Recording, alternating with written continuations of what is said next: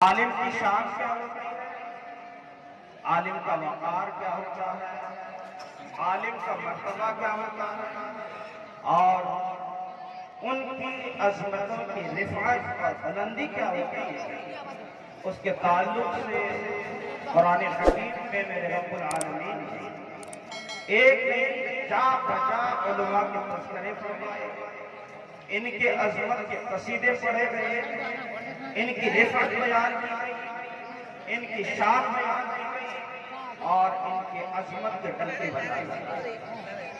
قرآن حکیم میں صاف طور پر رب العالمین نے فرمایا، جاننے والا اور ان پڑھ شخص مساوی نہیں ہوتے، برابر نہیں ہوتے، دونوں کے مقام، دونوں کے رتبے میں بہت زیادہ ڈیفرنس ہے، بہت زیادہ فرق ہے۔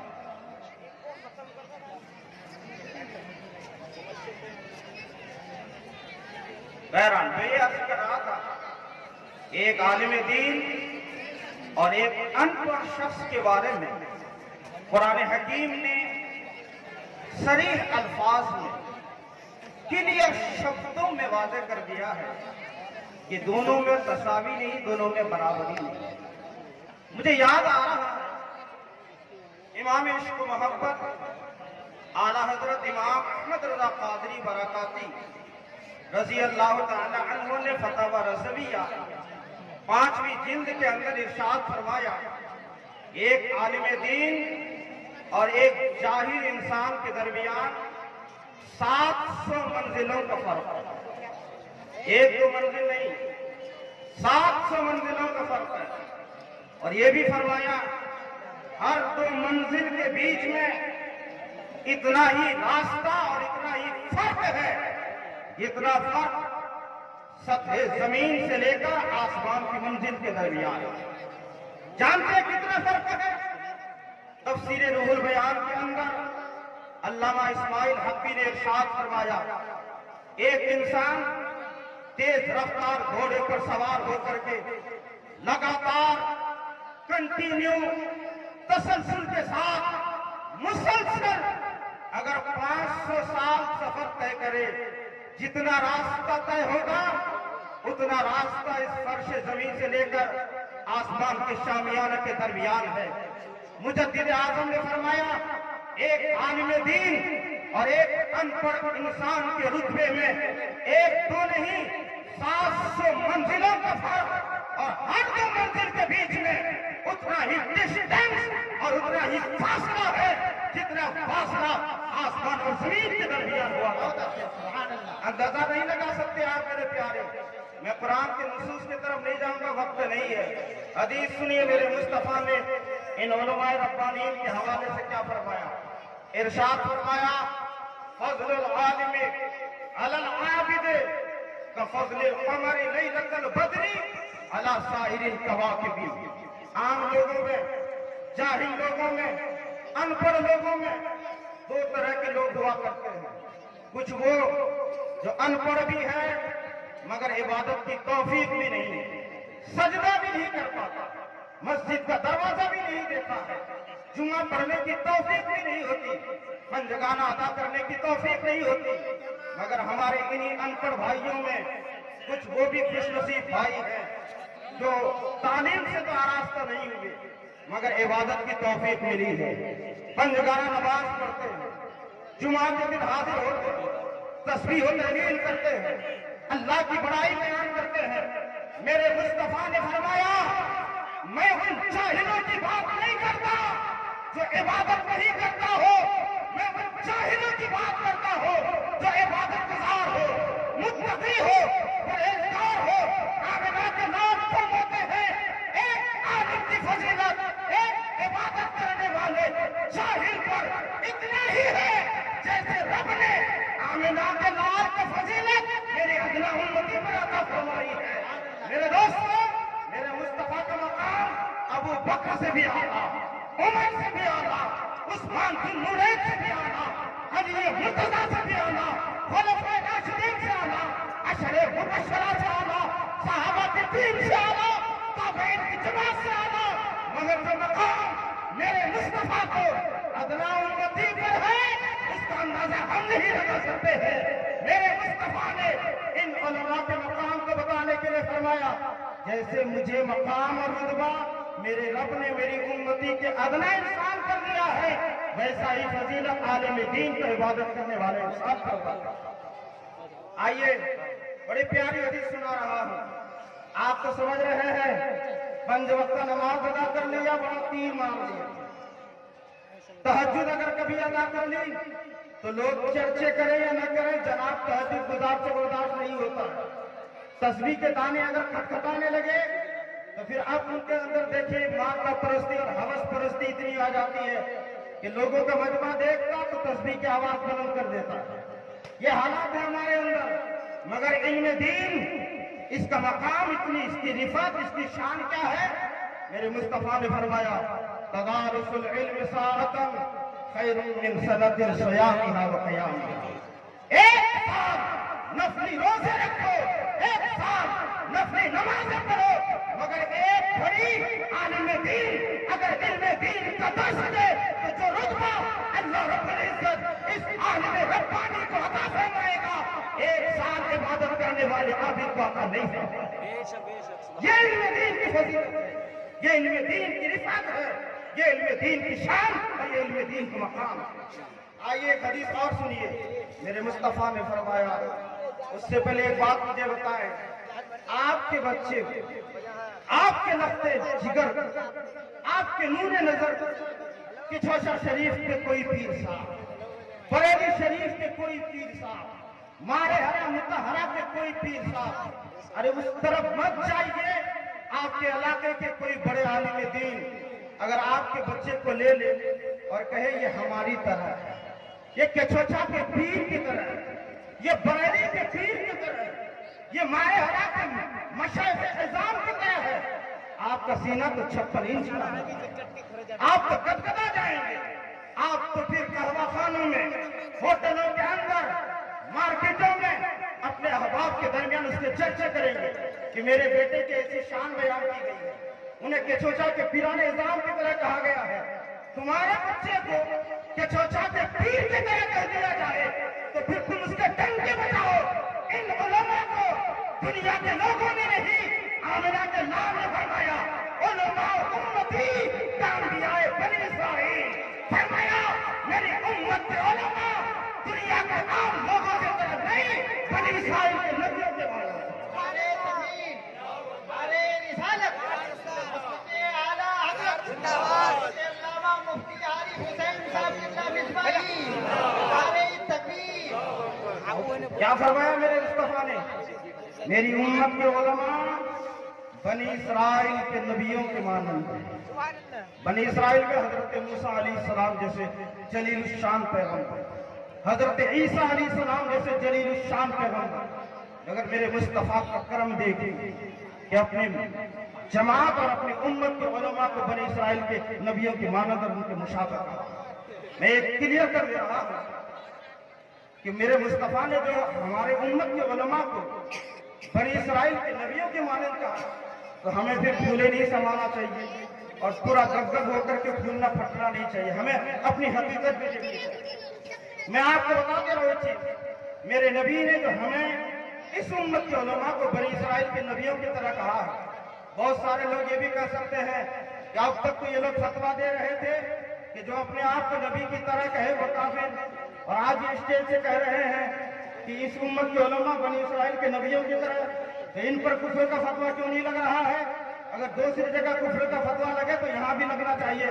یاد رکھو میرے مصطفیٰ نے اس امت کے علماء کو جو بنی اسرائیل کے نبیوں کی طرح کہا ہے، یہ نبوت اور رسالت میں نہیں، تبلیغ دین میں کہا ہے، نشر دین میں کہا ہے، اشاعت اسلام میں کہا ہے۔ یعنی جس طرح بنی اسرائیل کے انبیاء دین کی اشاعت دیے، مذہب کو فروغ دیے، میرے مصطفیٰ نے فرمایا انا العاقب لا نبی بعدی، اخیر میں آنے والا میں ہوں، میرے بعد کوئی نبی نہیں آئے گا، اس نے دین کو فروغ دینے والا اس امت کے علماء ہی قرار دیے۔ یہ تشبیہ ہم کو اس امت کے علماء کو بنی اسرائیل کے نبیوں کی طرح کہا ہے، دین کو فروغ دینے میں، اسلام کو پھیلانے میں، ورنہ تو ہمارے امام تاج الفہول، محب الرسول، علامہ فضل رسول بدایون علیہ رحمت و رضوان نے المعتقد المنتقد کے اندر اسپشٹ شبدوں میں کلیئر کر دیا،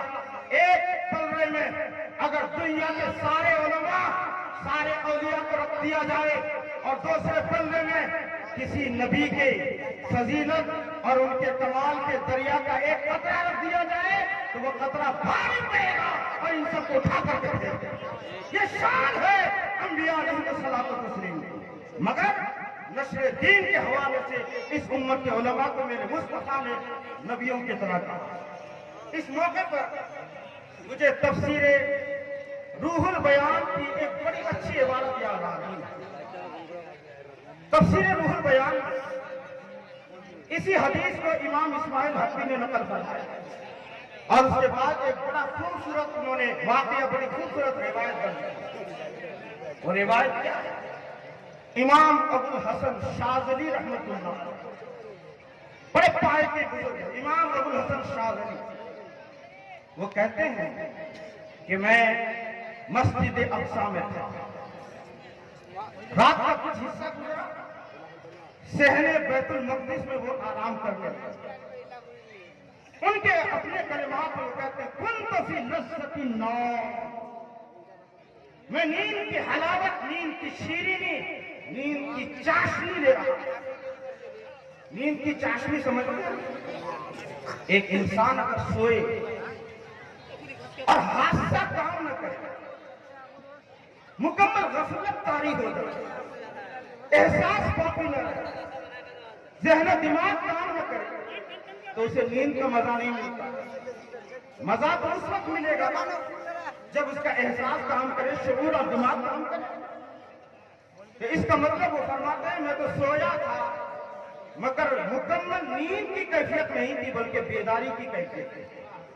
توجہ سے سنیں، وہ کہتے ہیں کنت فی لذۃ النوم، میں نیند کی کیفیت میں تھا مگر مکمل سویا نہیں تھا، نیند کے مزے لے رہا، اور نیند کے مزے اس وقت لیے جاتے ہیں جب انسان کو گہری نیند آئے، آنکھیں خود بخود بند ہوتی چلی جائے اور وہ جبرن آنکھوں کو کھولنا چاہے۔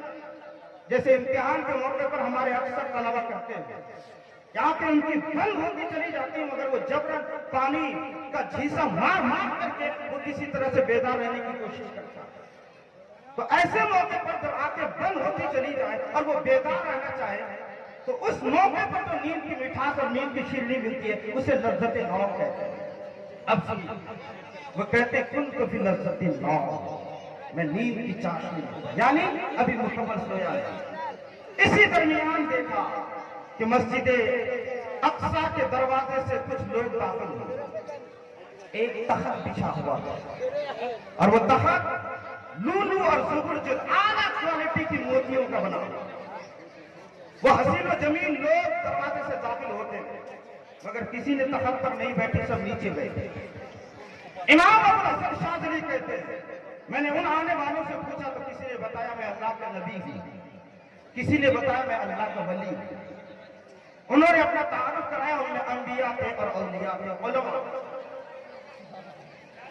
جب مکمل سے کھچا کر گھر گیا تو ایک جناب اخیر میں تشریف لایا جو تمام حسینوں کے سردار، جب ان کی آمد ہوئی تو سارے لوگ کھڑے ہوئے اور پھر مرحبا مرحبا کی صدائیں لگا اور عرض کیا حضور یہ جو تخت لگا ہے نا یہ ہم لوگوں کے لیے نہیں، آپ کے لیے لگا۔ جانتے ہیں وہ آنے والے کون تھے؟ وہ آمنہ کے نام عبداللہ کے جگر پارے محمد عربی کے۔ حضور تخت پر بیٹھے، سوال و جواب کا سلسلہ شروع ہوا۔ انبیاء کرام ایک ایک سوال کرتے جاتے، مصطفیٰ جان رحمت جواب۔ موسیٰ علیہ السلام کی باری ہے تو موسیٰ علیہ السلام نے سوال کیا حضور آپ نے ارشاد فرمایا ہے کہ آپ کی امت کے علماء بنی اسرائیل کے نبیوں کی طرح ہیں، بنی اسرائیل کا ایک نبی تو میں بھی ہوں، اگر آپ کی امت کے علماء بنی اسرائیل کے نبیوں کے مانند ہیں تو ایک عالم دین دکھا دیجیے، ایک عالم دین پیش کر دیجیے۔ मुस्तफा जाने रहमत ने फरमाया, गज़ाली कहाँ हो? उन्होंने लब्बैक कही। इमाम गज़ाली को मेरे मुस्तफा ने पेश किया। मैं इसे देख लो, ये मेरी उम्मत के उलमा में से है, ये बनी इसराइल के नबियों की मान से। इमाम गज़ाली को मेरे मुस्तफा ने पेश किया। हजरत सैयदना मूसा अलैहिस्सलाम ने अर्ज किया, हुजूर अब मैं सवाल आपसे नहीं करूंगा, जब ये बनी इसराइल के नबियों की तरह है, हमारे मानंद है, तो अब मैं इनसे सवाल करना चाहता हूं। हुजूर ने फरमाया, कर लो सवाल, उनको जवाब दे दे।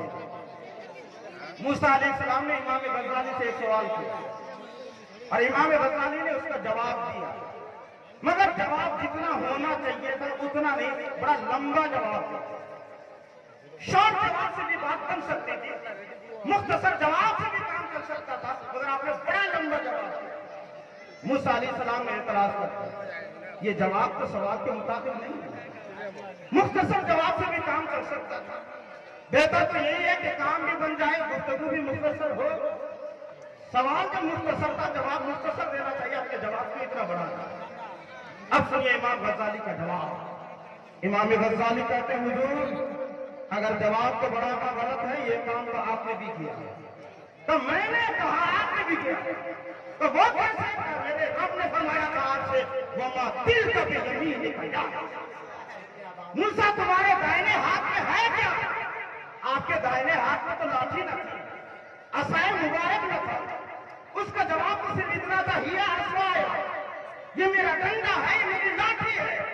मगर आपने क्या कहा? हिया असवाया, ये मेरा डंडा, अतवक्कल अलैहा, मैं उस डंडे पर टेक पे लगा, वअहुश्शु बिहा अला गनमी, मैं इस डंडे के जरिए से अपनी बकरियों के लिए पत्ते बिछा। आपने ये भी कहा, वो लिया फीहा माअ, इस डंडे में हमारे और भी बहुत सारे हैं।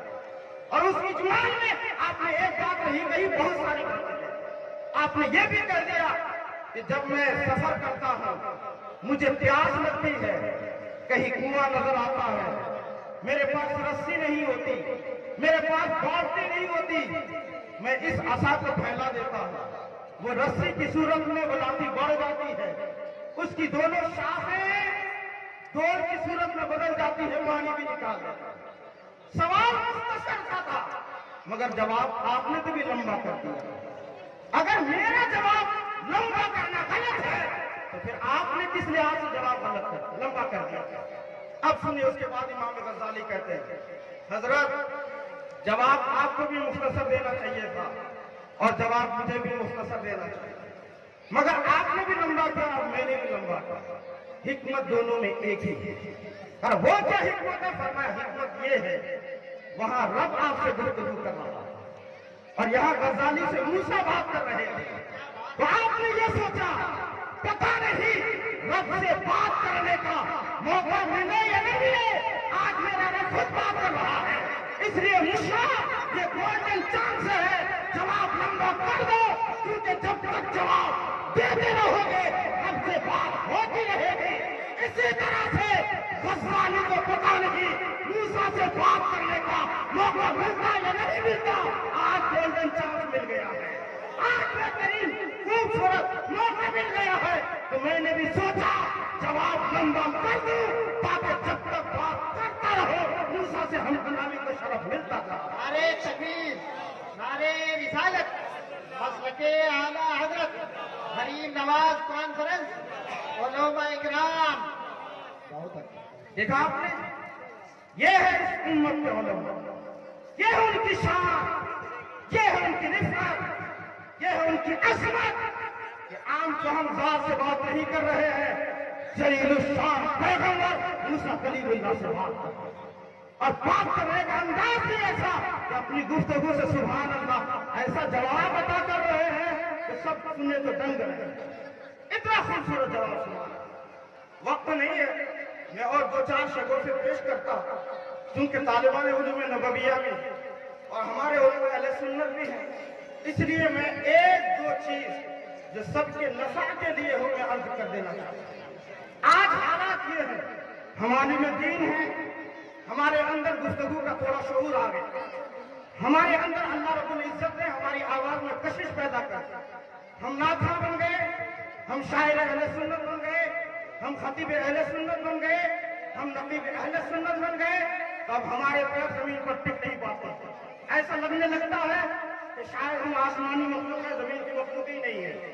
آئیے، علم تکبر نہیں سکھاتا، علم غرور نہیں سکھاتا، علم کبر نہیں سکھاتا، علم نفرت کا درس نہیں دیتا، علم عاجزی کا درس دیتا ہے، علم انکساری کا درس دیتا ہے۔ جو انسان جتنا بڑا عالم ہوتا ہے اس کے اندر اتنی عاجزی پائی جاتی ہے۔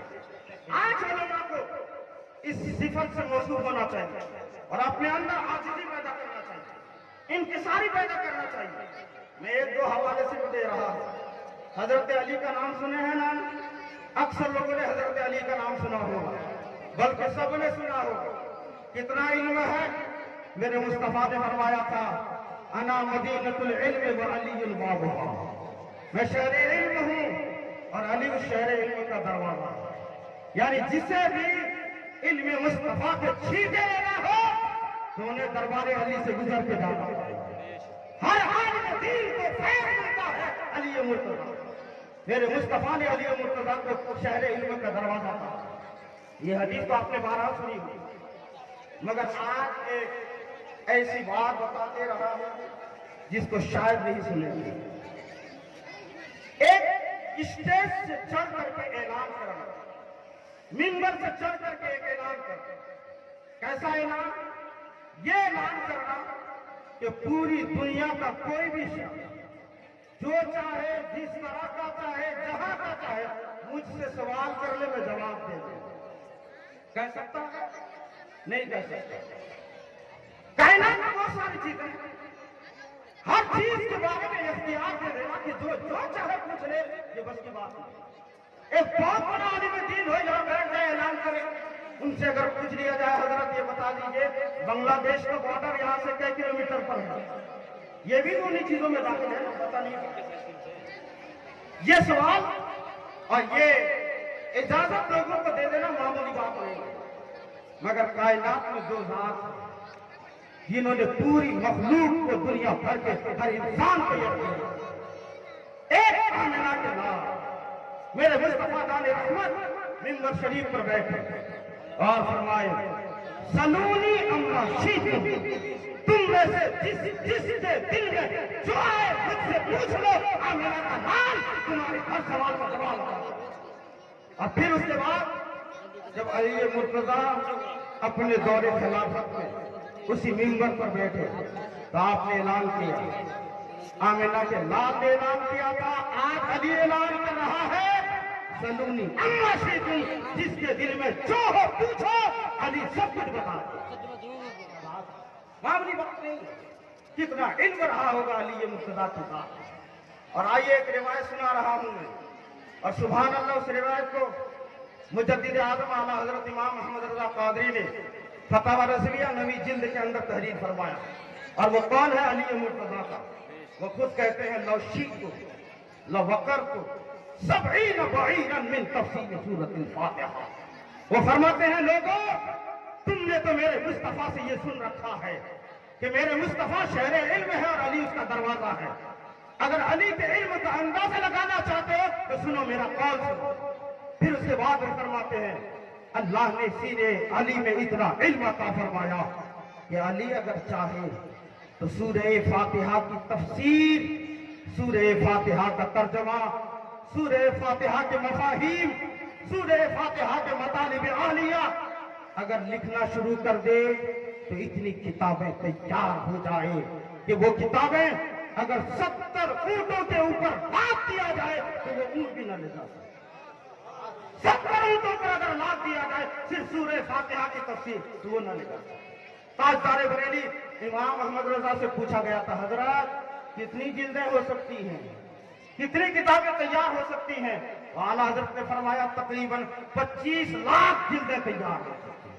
یعنی علی مرتضیٰ سورہ فاتحہ کی تفسیر کرنے پر قادر تھے، اور علم کا ٹھاٹے مارتا ہوا سمندر اتنا موجزن تھا کہ 25 لاکھ جلدوں میں سورہ فاتحہ کی تفسیر کرنے پر انہیں قدرت حاصل۔ علم کا اندازہ لگ گیا نا، یہ علم تھا علی مرتضیٰ کا۔ اب سنیے انہوں نے اعلان کیا تھا من علمنی حرفا فقد صیرنی عبدا ان شاء باع و ان شاء آتق. فرمایا لوگوں سنو، علی کے اندر اتنا علم تو ضرور ہے مگر متکبر نہیں، بلکہ عاجز ہے، انکساری کرنے والا ہے، سب کو رب کا عطیہ تصور کرتا ہے. اور پھر فرمایا اتنا علم تو ہے کہ 25 لاکھ جلدوں میں سورہ فاتحہ کی تفسیر کر سکتا ہوں، مگر سنو میرا اعلان یہ ہے کہ جس نے بھی مجھے ایک حرف پڑھایا، غور سے سنیے، جس نے بھی مجھے ایک حرف پڑھایا، مثلا الف با یا تا یا سا یا جیم، صرف ایک حرف پڑھایا، فرماتے ہیں میں اس کا اسیر ہوں، میں اس کا غلام، میں اس پڑھانے والے کا نوکر ہوں، ان کی کسٹڈی میں ہوں. وہ چاہے تو مجھے پکڑ کے مار دیتے جائے اور مجھے بیچ دے، اگر چاہے تو مجھے آزاد. صرف علی کا نعرہ لگانے سے کچھ نہیں ہوگا. ذرا علی مرتضیٰ کا علم دیکھیں اور ان کی عاجزی دیکھیں، ان کی انکساری دیکھیں. ایک حرف پڑھانے والے کو اتنا مقام علی مرتضیٰ نے دیا. اور آج ہمارا حافظ قرآن پورا قرآن حکیم یاد کرا دیتا ہے، پورے 30 پارے یاد کرا دیتا ہے. ایک عالم دین پورا عالم بنا دیتا ہے، ایک دو نہیں سینکڑوں کتابیں بنا دیتا ہے، مگر انہیں آج وہ مقام نہیں ملتا، انہیں وہ رفعت نہیں ملتی، ان کی وہ قدر و قیمت نہیں کی جاتی، بلکہ حالات اتنے نازک آ گئے کہ جن کو پڑھا کر کے عالم دین بنایا، وہ شاگرد بھی اگر بھیڑ بھاڑ میں رہتا ہے تو پھر دستبوسی نہیں کرتا، ہاں تنہائی میں رہے تو شاید کبھی کرنے. یہ حالات اب بن گئے ہیں. یاد رکھو وہ علم کیسا ہے جس نے تجھے غرور میں مبتلا کر دیا، وہ معرفت کیسی جس کی بنیاد پر تمہارے اندر عاجزی نہیں پیدا ہوئی، انکساری نہیں پیدا ہوئی، تم غرور اور کرنے لگے، متکبر بن گئے. یاد رکھو سچا پکا دین کا خادم وہی ہے جس کے اندر عاجزی پیدا ہو جائے، جس کے اندر انکساری پیدا ہو جائے. غرور کرنے والا پکا عالم دین نہیں ہے. رفیقان گرامی، اس موقع پر مجھے امام اعظم کی بات یاد آ رہی ہے. امام اعظم نے فرمایا تھا کہ میں اپنی زندگی میں اپنے پیر، اپنے استاذ کے حجرے کی طرف میں نے کبھی نہ تو پیٹھ کی نہ تو کبھی خیر کی، پوری زندگی گزار دی، مگر اپنے استاذ جس حجرے میں رہتے تھے اس حجرے کا عالم یہ تھا، ادھر کبھی امام اعظم نے میری پیٹھ بھی نہیں دی اور کبھی خیر بھی نہیں دی. وہ سر اور آنکھوں پر اس حجرے کا مقام رکھا. آج کے حالات کیا ہیں؟ اگر استاذ کسی ضرورت کے تحت کہیں چلے گئے طلبہ درسگاہ میں جا کر کے بیٹھ گئے، ان کے حجرے میں اگر چلے گئے تو جو ان کا آرام گاہ ہے وہاں جا کر کے سو جاتے ہیں، وہاں بیٹھ جاتے ہیں. یاد رکھو آج جو علمی خلا ہے، آج جو علمی انخلا ہے، آج جو ہماری آبادی میں اچھے علماء نہیں پائے جاتے، اسی بد اخلاقی کی بنیاد پر اور اسی تکبر اور اسی غرور اور بدتمیزی کی بنیاد پر. اگر آج بھی ہم تہذیب و تمدن کا ایک خوبصورت ماحول پیدا کریں، ہم متمدن بن جائیں، تہذیب کرنے والا بن جائیں، اساتذہ کا ادب بجا لانے والا بن جائے، تو مجھے امید ہے جو تمغہ اللہ رب العزت آج سے 4-5 صدی پہلے اپنے اس امت کے علماء کو عطا فرماتا تھا، وہ تمغہ آج بھی عطا فرماتا ہے. وہ علماء آج بھی پیدا ہوں گے، بہت بڑی شخصیتیں آج بھی پیدا ہوں گی، مگر ہمیں وہ تہذیب کا ماحول لانا پڑے گا، وہ ادب کا ماحول لانا پڑے گا، وہ تہذیب کے خوشگوار فضا ہم کو قائم کرنے پڑیں گے. اور اگر ایسا نہیں ہوا تو پھر مرنے کے لیے تیار ہو جاؤ، مٹنے کے لیے تیار ہو جاؤ، تباہ و برباد ہونے کے لیے تیار ہو جاؤ. ایسی قوم نام کے لیے صرف دنیا میں زندہ رہتی ہے جو بد تہذیب ہوا کرتی ہے، وہ صفحے ہستی سے بہت جلد مٹ جائے گا. مجھے یاد آ رہا ہے، نام سنا ہوگا آپ نے حضرت مخدوم اشرف جہانگیر سمنانی رحمت اللہ علیہ کا. جانتے ہیں ان کے پیر کون ہیں؟ ان کے پیر مرشد کا نام کیا ہے؟ شیخ علاء الحق پنڈوی رحمت اللہ تعالی. آپ کی بنگال کی سرزمین پر وہ شخص آرام فرما ہے اور تقریباً 7 سال اور ایک روایت کے مطابق 9 سال تک مخدوم سمنا علاء الحق پنڈوی کی صحبت میں رہے، ان کی تربیت میں رہے اور ان کے پاس پڑھتے رہے، علم اور معرفت حاصل کرتے رہے. مگر وہ خود فرماتے ہیں اس 9 سال کے اندر میں نے پنڈوا شہر کے اندر کبھی پیشہ پاخانہ نہیں کیا، اور اپنے پیر کے حجرے کے طرف میں نے پیر بھی نہیں کی، پیر بھی نہیں کیا۔ پھر رب نے وہ مقام عطا کیا کہ خود شیخ علاؤ لکھنوی اعلان کرتے ہیں، دو سلطان در اقلی میں نہ کرتے ہیں۔ اے جہانگیر سمنانی، اب تم بھی اقلی میں ولایت کے سلطان بن چکے ہو، اور رب نے مجھے بھی سلطان بنایا ہے۔ اب ایک مملکت میں دو بادشاہ نہیں رہ سکتے، میں تمہارے لیے کچھوچھا کی سرزمین کو منتخب کرتا ہوں۔ یہ ادب کی بنیاد پر، یہ تہذیب کی بنیاد پر ہے۔ آج بھی ہمیں ضرورت ہے کہ ہم مدارس میں تعلیم کے ساتھ ساتھ تہذیب کا بھی پاٹ پڑھائیں، تہذیب کی بھی درس دیں۔ بڑا افسوس ہوتا ہے، نام کی تعلیم رہ گئی ہے ہمارے اداروں میں، صرف نام کی، اور اس میں بھی نام کی تو ہے تعلیم، تہذیب تو نام کی بھی نہیں ہے، جبکہ یہ دونوں لازم و ملزوم ہے۔ جہاں تعلیم ہو وہاں تہذیب ضروری ہے، اور جہاں تہذیب ہو وہاں تعلیم ضروری ہے۔ تہذیب بغیر تعلیم کے، تعلیم بغیر تہذیب کے پاسبل نہیں ہے، جمع ہو جائے۔ اس لیے ہمیں چاہیے کہ ہم اپنے بچوں کو تعلیم کے ساتھ ساتھ تربیت کا بھی باپ اور تربیت کا درس اخیر میں گفتگو کر رہا ہوں۔ آج ہمارے طالبان علوم نبویہ اور ہمارے علماء کرام کوئی کتاب کا مطالعہ کرتے ہیں، کوئی مشکل بحث آ جاتی ہے، مشکل لیسن آ جاتا ہے، مشکل سبق آ جاتا ہے، کبھی مشکل بحث آ جاتی ہے، گھبرا کر کے کھڑے ہو جاتے ہیں، کتاب بند کرتے ہیں، بھاگ چلے جاتے ہیں۔ یاد رکھیے، بغیر محنت و مشقت کے کوئی انسان بلندی حاصل نہیں کر سکتا۔ بقدر القد تکتسب المعالی ومن طلب العلا سہر الليالي۔ جو انسان متلاشی کمال ہوگا، جو انسان فضل و کمال کے معیار پر چلنا چاہے گا، وہ شب بیداری کرے گا، وہ جاگے گا، وہ محنت کرے گا، وہ جافشانی کرے گا۔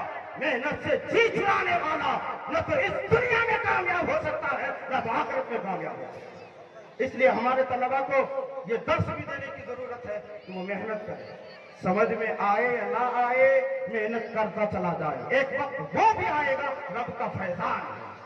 جتنی محنتیں کیا ہے اللہ پھر اتنا دے گا کہ وہ سنبھالنے سے بھی نہیں سکتا۔